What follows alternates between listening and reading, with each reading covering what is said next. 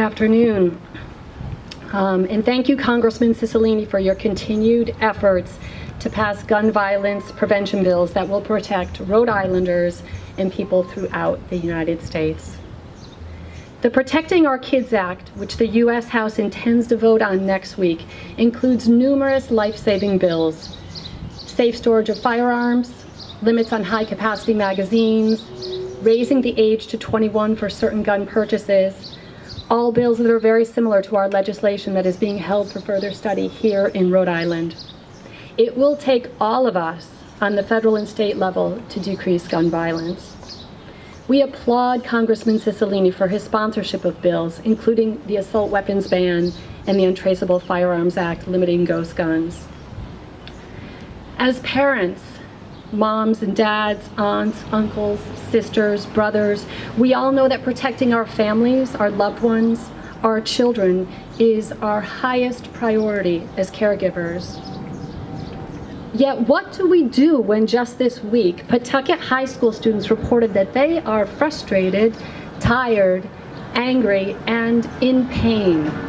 They are not alone in feeling like this. Is this the life that we want our children, our future leaders, to live? Are we content with our children growing up this way? I know I'm not, and I assume all of you are not either.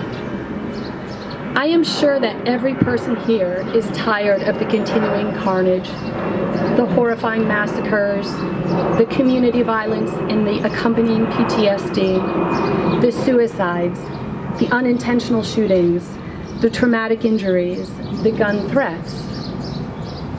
The past weeks have been very raw. We are all mourning the brutal massacres of communities of people, of loved ones, and of children. Our hearts are broken. The unimaginable and senseless loss of so many lives in the community is unbearable. Futures have been erased instantly. Too many of us here today have experienced gun violence in our families and our communities. And we've heard powerful stories today from Jen and Sharad, and thank you for sharing those. We must take action to prevent other families from experiencing the shattering loss and trauma that occurs when you lose a loved one to gun violence. We must take action to strengthen our gun violence prevention laws to prevent further carnage from terrorizing our families and our children and our neighborhoods.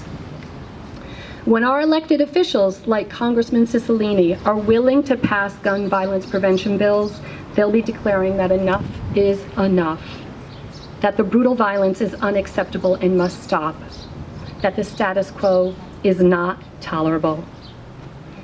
Congressman Cicilline, we are grateful for your continued life-saving advocacy in Washington, including with the Protecting Our Kids Act.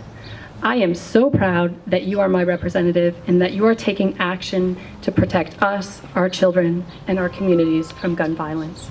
Thank you.